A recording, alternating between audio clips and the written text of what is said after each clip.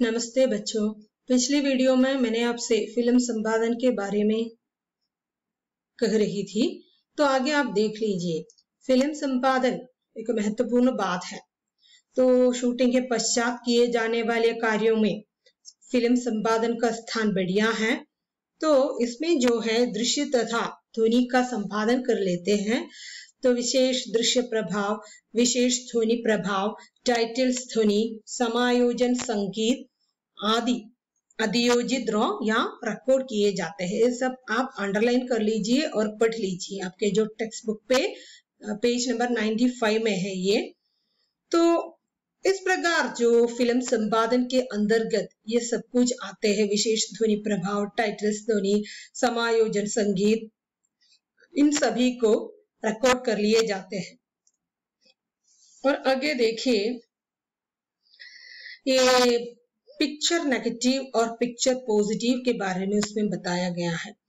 तो शूटिंग के पश्चात कैमरा में शूट की गई जो कच्ची फिल्म, एक्सपोज्ड फिल्म को प्रयोगशाला में डेवलप तथा प्रिंट करने के लिए भेजा जाता है। तो शूटिंग के पश्चात जो कैमरा में जो फिल्म होते हैं उसे प्रयोगशाला में देकर क्या करते हैं, उस फिल्म को डेवलप कर देते हैं या उसका जो प्रिंट निकाल लेते हैं, जहां से जो पिक्चर नेगेटिव को डेवलप करके एक पिक्चर पॉजिटिव प्रिंट तैयार किया जाता है, जिसे हम रश प्रिंट या वर्क प्रिंट कहते हैं। तो यदि हम पहले जो कैमरा में फोटो लेते तो उससे जो नेगेटिव आते हैं, उस नेगेटिव को हम जो स्टूडियो में देके उसका जो ओरिजिनल बना लिया जाता है। उसी प्रकार इसमें जो है फिल्म लेते समय, जो सिनेमा लेते समय कैमरा में जो कच्ची फिल्म होते हैं उसे जो प्रयोगशाला में देकर उसका जो प्रिंट निकाल दिया जाता है। तो उस प्रकार जो नेगेटिव को पॉजिटिव में बना दिया जाता है। नेगेटिव നമ്മൾ ശരിക്കുള്ള ഫോട്ടോ എടുക്കുന്നു, उसी प्रकार नेगेटिव से जो पॉजिटिव प्रिंट तैयार किया जाता है, उस प्रकार तैयार किए जाने वाले प्रिंट को हम रश प्रिंट या वर्क प्रिंट कहते हैं। फिर जो है नेगेटिव कटिंग।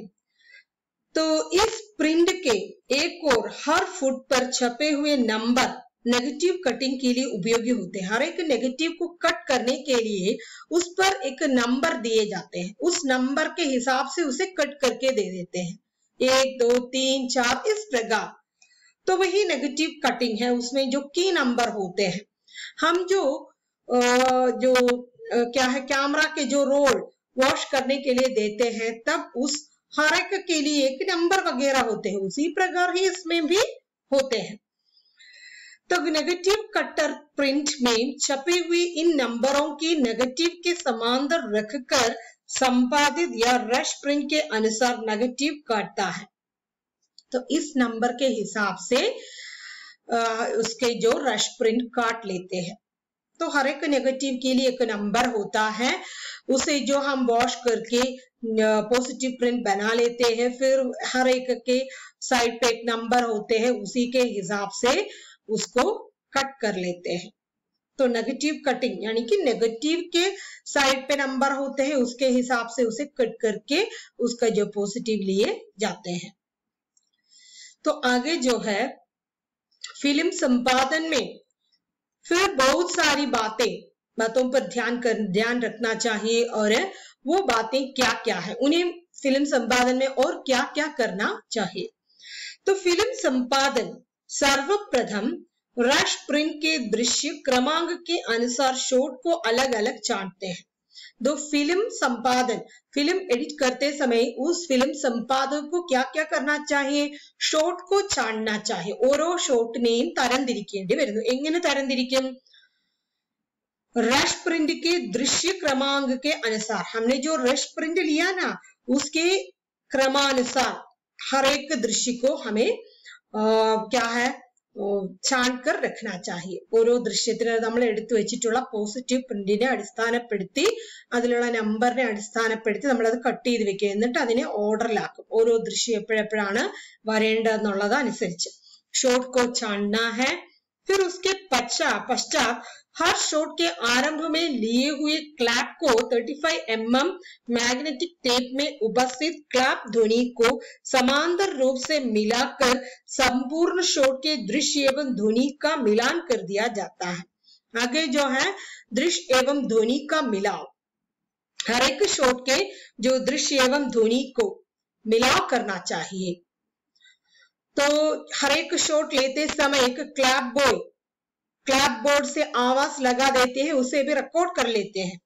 तो इस क्लैप ध्वनि को समांतर रूप से मिलाकर संपूर्ण शॉट को दृश्य एवं ध्वनि का मिलान करना चाहिए। जो 35 mm मैग्नेटिक टेप में उपस्थित क्लैप ध्वनि को, वहां पर एक टेप उपस्थित है। हमने पहले भी मैंने आपसे कहा, जो शब्दों को ध्वनियों को रिकॉर्ड करने के लिए एक टेप होता है, उसमें जो क्लैप ध्वनि होता है उसके आधार पर दृश्यों के जो अन्य ध्वनियां हैं उसका मिलाव करना आवश्यक है। दृश्यവും ധ്വനിയും തമ്മിലുള്ള ഒരു എന്താണ് സാമ്യം ഉണ്ടാക്കിയെടുക്കുക, ആ ദൃശ്യത്തിന് ഉതകുന്ന ശബ്ദം അതിനെ പിന്നീട് എഡിറ്റ് ചെയ്തെടുക്കുകയാണ് ഫിലിം സമ്പാദൻ ഈ അവസ്ഥയിൽ ചെയ്യുന്നത്। दृश्य एवं ध्वनि का मिलान करने के लिए शूटिंग के समय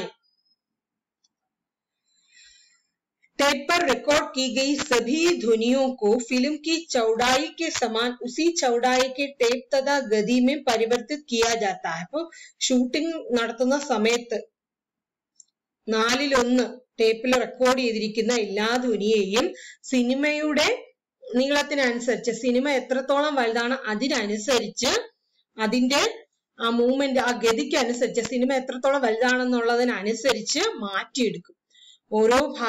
ഓരോ ഭാഗത്തിനും ഏതെല്ലാം ധ്വനിയാണ് ചേർക്കേണ്ടതെന്നുള്ളതിന് അടിസ്ഥാനപ്പെടുത്തി ആ ധ്വനിയെയും ദൃശ്യങ്ങളെയും കൂട്ടി യോജിപ്പിക്കും। फिल्म का सामान्य प्रदर्शन गति 24 फ्रेम प्रति सेकंड है। നമ്മൾ അത് നേരത്തെ പറഞ്ഞു। टेप तथा गति में परिवर्तन लाता है। दृश्य एवं ध्वनि का मिलाप करते हैं, फिर टेप में जो ध्वनियां है उसे सिनेमा की जो लंबाई या चौड़ाई के अनुसार, उसकी गति के अनुसार उसे परिवर्तित कर लेते हैं। तो आप देख लीजिए, फिल्म एडिटिंग के अंतर्गत शॉट को छान लेता है, दृश्य एवं ध्वनि का मिलाप करता है, टेप तथा गति में परिवर्तन ला देता है। और आगे क्या है हम देखेंगे। फिर भी ये सब महत्वपूर्ण बातें हैं। जो आगे जो है, प्रतिदिन की शूटिंग समाप्त होने के पश्चात निर्देशक को कुछ करना चाहिए। उन्हें क्या क्या करना चाहिए हमें वो देखना है। प्रचलित प्रथा के अनुसार प्रतिदिन की शूटिंग होने के पश्चात जो निदेशक तथा छायाकार अपने सहयोगियों के साथ रश प्रिंट देखते हैं, ताकि शूटिंग के दौरान किसी शॉट में हुई त्रुटियों को अगले दिन की शूटिंग में सुधार जा सके। तो हर एक दिन जो शूटिंग कर लेते हैं, फिर वो क्या करते हैं, उस नेगेटिव को पॉजिटिव में बदल लेते हैं। फिर देख लेते हैं किसी भी शॉट में कोई कमी हो, यदि कोई कमी है तो अगले दिन उसे दोबारा शूट कर लेते हैं, उसमें सुधार कर लेते हैं। यही जो हर प्रतिदिन की शूटिंग समाप्त होने के बाद निदेशक कर लेते हैं।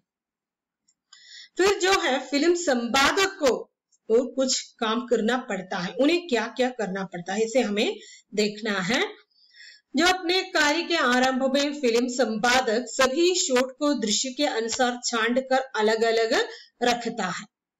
तो सबसे पहले वो क्या करते हैं, दृश्य को शॉट के अनुसार छांट कर रखते हैं।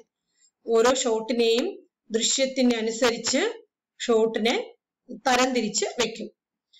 फिर उन्हें पटकथा में लिखित दृश्यों के क्रमानुसार लगाया जाता है। അതിനുശേഷം തിരക്കഥയിൽ എഴുതിയിരിക്കുന്ന ദൃശ്യങ്ങൾക്കനുസരിച്ച് ക്രമമായി വെക്കും। इस प्रक्रिया में निदेशक तथा छायाकार के निर्णय को सम्मान देते हुए हर शॉट के कई टेक का चयन करके दृश्य की निरंतरता के अनुसार संयोजित करता है। അപ്പോ ഈ കാര്യത്തിൽ ഡയറക്ടറും സിനിമാറ്റോഗ്രാഫറും ഛായാകാരും പറഞ്ഞതിനനുസരിച്ച് ഒരു ഷോട്ടിന്റെ പല ടേക്കുകളായിട്ട് എടുത്തിട്ട് അതിനൊരു കണ്ടിന്യൂറ്റി എന്ന രീതിയിൽ അതിനെ കൂട്ടി യോജിപ്പിക്കും. ഇപ്പൊ ഒരു ദൃശ്യത്തിൽ പല സീൻസ്, പല ഷോട്ടുകൾ ഉണ്ടായിരിക്കും. അതിനെ പിന്നീട് ടേക്കുകൾക്കനുസരിച്ച് അതിനെ അടുക്കി നിരയാക്കി വെക്കുക, അതിനെ കൂട്ടി യോജിപ്പിക്കുകയാണ് പിന്നീട് ചെയ്യുന്നത്. दृश्य की निरंतरता के अनुसार संयोजित करना. उसका मतलब है ഒരു ദൃശ്യം കഴിഞ്ഞ് വേറെ ഏതാണ് വരേണ്ടതെന്നുള്ളത് അനുസരിച്ച് ക്രമമായി അതിനെ അടുക്കും. ഇപ്പൊ ദൃശ്യത്തിനനുസരിച്ച് ഷോട്ടുകളെ തിരിക്കും. പിന്നെ പട്കഥയിൽ എഴുതിയിരിക്കുന്നത് അനുസരിച്ച് ആ ദൃശ്യങ്ങളെ ക്രമമായി വെക്കും. പിന്നെ ഓരോ ദൃശ്യം കഴിഞ്ഞ് അടുത്ത ഏതാണ് വരേണ്ടതെന്ന് അനുസരിച്ച് ഓരോന്നും അടുക്കി വെക്കും. ഇത് ഇത്രയുമാണ് സമ്പാദക് ചെയ്യുന്നത്.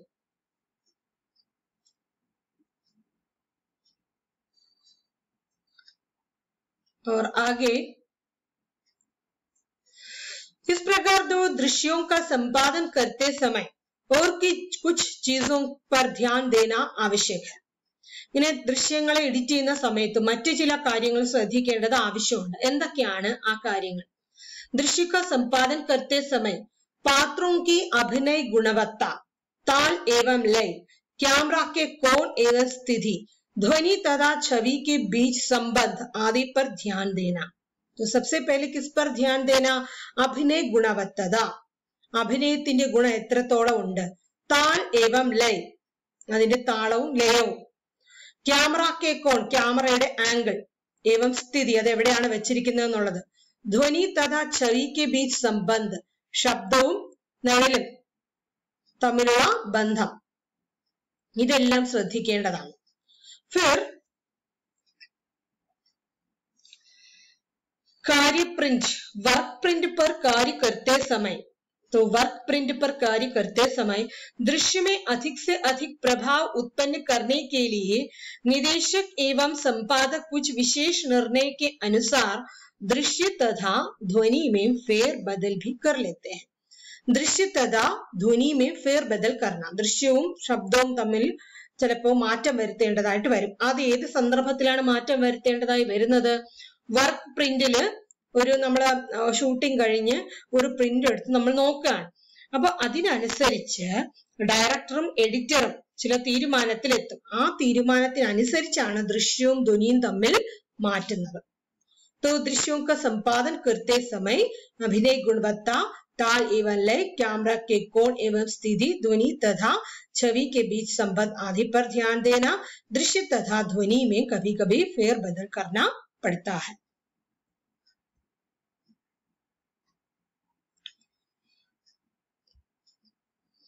अगला पॉइंट जो है फिल्म निर्माण. अभी तक हमने फिल्म एडिटिंग, फिल्म एडिट ചെയ്യുന്നത് എങ്ങനെ എന്നാണ് പഠിച്ചത്.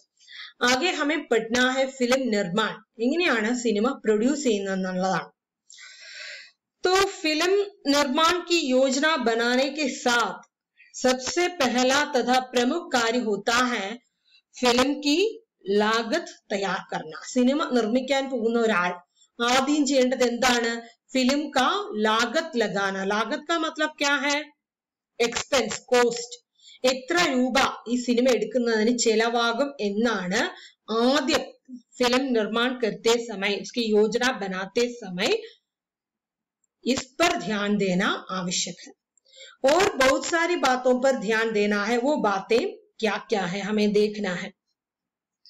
ये एक विशेष कार्य है जो किसी निर्माता या क्या है निदेशक द्वारा अकेले नहीं किया जा सकता. इस प्रकार जो एक्सपेंस लेने की जो बात है वो एक निर्माता या एक निर्देशक अकेले नहीं कर सकते.